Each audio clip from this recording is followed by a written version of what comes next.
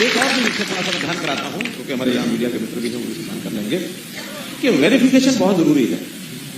जैसे 60 साल की उम्र हो गई कि नहीं, जरूरी है, क्योंकि 8 साल पहले हमको ध्यान में आके कांग्रेस के टाइम के ऊपर कुछ लोगों ने 50 साल, 52 साल, 48 साल, 55 साल को उन्होंने पेंशन बढ़वा ली, और जब उसका वेरिफिकेशन हुआ तो फिर डिपार्टमेंट ने कहा कि नहीं, वापस लाओ, रिकवरी निकाल दी उनके ब्याज समेत।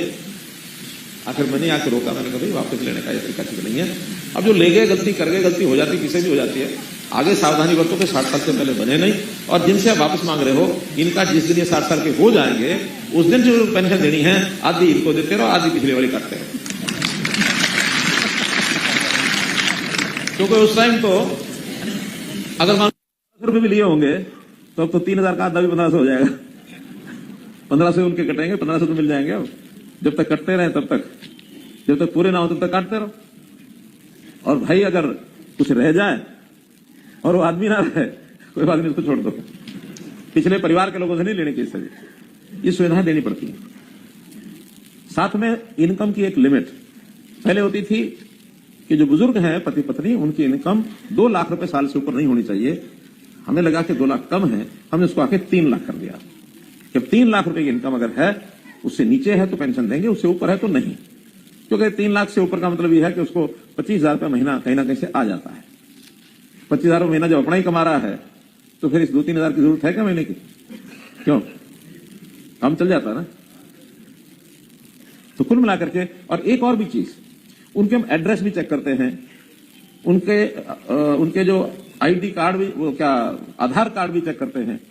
कहीं कहीं फर्जीपना भी चल जाता है, फर्जी केस भी बहुत ध्यान में आए हैं। कहीं कहीं पड़ोसी प्रदेशों में, पंजाब के, यूपी के, राजस्थान के, ये लोग भी आकर के अपने किसी रिश्तेदार के घर में एड्रेस बनवाया और आके ओल्ड एज पेंशन लेने लग जाते हैं। रहते वही अपनी अपनी जगह, क्योंकि वहां तो कम मिलती है, 1000 रुपया, 600, 800, यहां 3000। थोड़ा ये आधार से मिलेगी तो एक ही जगह से, चाहे वहां से लो चाहे यहां से लो, लेकिन वहां 1000 छोड़ देंगे, 3000 ले लेंगे। ये बात अच्छी नहीं है ना। तो गलत आदमी पेंशन ना ले जाए, इसके लिए लगातार उसकी वेरिफिकेशन भी करते हैं। और अभी कुछ ध्यान में आया हमको कि 25-26 हजार लोग ऐसे हैं जिनका आधार कार्ड कुछ और है और बैंकों के नंबर बदल करके कुछ ना कुछ गड़बड़ होगी, बैंक के उनके नंबर मिलते ही नहीं। जो हमारे पास आधार कार्ड है उसका बैंक का अकाउंट नंबर कुछ और है, लेकिन ओल्ड एज पेंशन वो किसी और बैंक के अकाउंट में जा रही है। और उनका ट्रेस किया तो आदमी उन जगह पर, उन पतों पर रहते भी नहीं है। कई तमाशे आते हैं। उन्होंने कहा कि ऐसे लोगों को कहो कि अगर पेंशन मानो इस महीने नहीं आती है तो बैंक में आकर के अपनी हाजिरी लगा के जाए। बैंक में आएंगे, हाजिरी लगाएंगे, उनका एड्रेस बदल गया है या अकाउंट नंबर बदल लिया उन्होंने, या कोई और बात हुई है, फोन नंबर बदल लिया है, तो ऐसी कम से कम हमारे पास रिकॉर्ड तो ठीक होना चाहिए ना। अगर रिकॉर्ड ठीक नहीं है तो कल को कोई भी उसका एक फर्जी मामला निकल आएगा, कल को फिर स्कैंडल बनेगा कि इतने रुपए का गड़बड़ हो गई। तो इनसे ही बचना है ना। तो ऐसे जिनकी इस महीने मानो किसी कारण से नहीं आती है, 10-20-15 हजार होंगे, तो वो जाके बैंक में अपना वेरिफिकेशन करा के आए। वेरिफिकेशन होते ही अगले महीने 2 महीने की आ जाएगी, इस महीने की भी अगले महीने की। ये तो ठीक है। क्यों,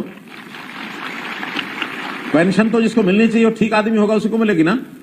कोई किसी के नाम की ले जाए, ये ठीक है क्या? तो इसलिए ये वेरिफिकेशन, आज टेक्नोलॉजी का जमाना है, बहुत आसानी से लोग जो है, ठीक आदमी जो है उनका भी पता लग जाता है और जो ठीक नहीं है वो भी पकड़े जाते हैं। और अब वो जमाना चला गया कि जब पेंशन हमारी ऊपर से आती थी, बीच में किसी को मिलती थी, वो बांटता था जा जाके, और जितने बढ़ जाते थे, शाम को 5-7 पेंशन अगर बच गई तो उल्टे सीधे अंगूठे लगा के और उसका खाता पूरा करना और पैसे सारे जेब में। अब वो चल गया जमाना। अब तो वहां से अगर चलेंगे खाते में से तो सीधे किसके खाते में जाएंगे? जो पेंशन लेने वाला पेंशन होल्डर है उसके ही खाते में जाएंगे। बीच में कोई पकड़ने वाला नहीं है, कोई ना रोकने वाला है। हाँ, उस टेक्निकल में गड़बड़ कर जाए, जैसे मैंने पहले बताया कि आधार किसी का है, बैंक अकाउंट किसी और का है, अब ये कोई गड़बड़ करेगा तो कैसे की होगी, पकड़ा भी जाएगा, लेकिन इसको भी होने नहीं देंगे। और अब तो हमने, यानी किसानों के खातों में उनकी जो फसल होती है, उसकी जो कीमत होती है, उसकी जो पैसा आता है उसकी कीमत का, पहले तो आड़तियों के खातों में जाता था, अब सीधा किसान के खाते में। किसान अपने आप को कभी लखपति करोड़पति तो कहता ही नहीं था, अब कई किसान करोड़पति भी हो गए, लखपति भी सारे हो गए हैं। और उल्टा सिस्टम चल पड़ा। पहले किसान दौड़ता था दुकानदार के पास, आड़ती के पास, भाई बेटी की शादी है, कुछ पैसे दे दे, वो क्या करेगा कि कुछ फर्नीचर लाऊंगा, चल फर्नीचर वाला को मैं फोन कर देता हूँ, ले आ। कपड़े लाऊंगा, चल कपड़े वाले से ले आ। हलवाई लाऊंगा, हलवाई से, मेरे आदमी है, सब ले आ जाके। अब पता नहीं कितने पैसे जाते कितने नहीं जाते, वो बड़ा घूमता रहता था। अब जो दुकानदार आड़ती हैं वो किसानों के पास जाते हैं, भाई कि मैं पड़े हूँ, पैसे तो जरा दे दे, मुझे जरूरत है। तो ब्याज पर लेके आता है, मतलब है तो व्यवहार, कोई दिक्कत नहीं है, लेना देना तो सबका चलता है, लेकिन सिस्टम तो बदल गया ना। तो किसानों की आय कैसे बढ़े, गरीबों की आय कैसे बढ़े, एक एक बात इसका विचार मोदी जी की सरकार भी करती है, हम भी करते हैं, और जनता में उसका संतोष है, खास करके गरीब जनता। इसी का परिणाम है कि कल सब लोग खुशी खुशी नाच रहे थे। यानी 3 प्रदेशों में से एक आध प्रदेश तो ऐसा है जिसके बारे में सब कहते थे ना वहां बीजेपी नहीं आएगी, और वही सबसे ऊपर निकल के आई है। तो जैसे ये हैट्रिक लगाई है मोदी जी ने, यानी 3 स्टेटों में हैट्रिक लगी, अब यही हैट्रिक जो है मई के महीने में मोदी जी की लगेगी, और फिर 4 महीने बाद वही हैट्रिक हरियाणा में भी लगनी है। हैट्रिक का मतलब समझते हैं ना? हैट्रिक क्या होती है?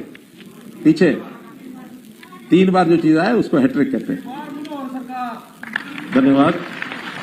तो मित्रों, मैं तो इतना ही कहूंगा कि हमारे सामने हर ऐसा व्यक्ति, हर ऐसा परिवार, ऐसा वर्ग जिसको सहायता की आवश्यकता होती है, उसके लिए नई नई योजनाएं बनाते हैं। हमने जब देखा कि फैमिली आईडी में देखा कुछ बुजुर्ग 80 साल के आयु के हो गए हैं, इससे भी ऊपर हो गए हैं, और पता लगा कि वो अकेले रहते हैं कहीं कोने में किसी कमरे में, उनका खाना पीना भी दुर्लभ है। जिलों में हमने डीसी को कहा कि एक वृद्ध सेवाश्रम बनाइए, और वृद्ध सेवाश्रम में ऐसे लोग जिनका अकेले रहते हैं, उनकी भोजन की कोई व्यवस्था नहीं है, उनके कपड़े, दवाई, रहना सहना जो भी कुछ है उसकी चिंता सरकार करेगी। ऐसे वृद्ध सेवाश्रम में 80 साल या इससे ऊपर के जो अकेले हैं उनको सबको वहां लाएंगे, सबको लाएंगे और वहां उनकी पूरी सेवा करेंगे, आदमी रखेंगे, भोजन की इसकी व्यवस्था कराएंगे। सब डीसीज को हमने 14 जिलों में तो इन्होंने जगह भी देख ली है, और उसके ऊपर बिल्डिंग का बनना भी शुरू हो गया है। शुरुआत करेंगे 15, 20, 25 से, फिर जैसे जैसे आएंगे लोग उस आश्रम में उसको बढ़ाते चले जाएंगे। तो ऐसे सेवा के काम ये सब करेंगे। और जो ये परिवार पहचान पत्र फैमिली आईडी जिसका जिक्र हुआ, इसके आधार पर सेवाएं जो हैं, छोटी मोटी कठिनाइयां हैं, उन कठिनाइयों को दूर करने के लिए हमारे सारे डिपार्टमेंट, सारे हमारा चाहे क्रेडिट का डिपार्टमेंट है, चाहे ईडीसी ऑफिस है, चाहे सेवा विभाग है, हमारे डीसी की देखरेख में हर काम ठीक से चल रहा है, किसी को कठिनाई नहीं आने देंगे। बीच में कुछ दिन आई थी कठिनाई शिकायत, तो लगभग 3 लाख शिकायतें आई थी, प्राय सबको रिजॉल्व कर दिया गया है। अब किसी की शिकायत आती है तो हाथों हाथ जैसा वो अप्लाई करता है, अगले 7 दिन में 10 दिन में उसको ठीक करके उसको भेज देते हैं। इस अवसर पर मैं आप सब लोगों को, खास करके जो बुजुर्ग हमारे ऐसे बुजुर्ग साथी हैं, बहनें माताएं हैं, उन सबको जो आज से पेंशन का एक कार्ड इनको मिला है, अगले महीने से इनकी पेंशन शुरू होगी, इनको बहुत बहुत बधाई, बहुत बहुत शुभकामना देते हुए अपनी बात समाप्त करता हूं। बहुत बहुत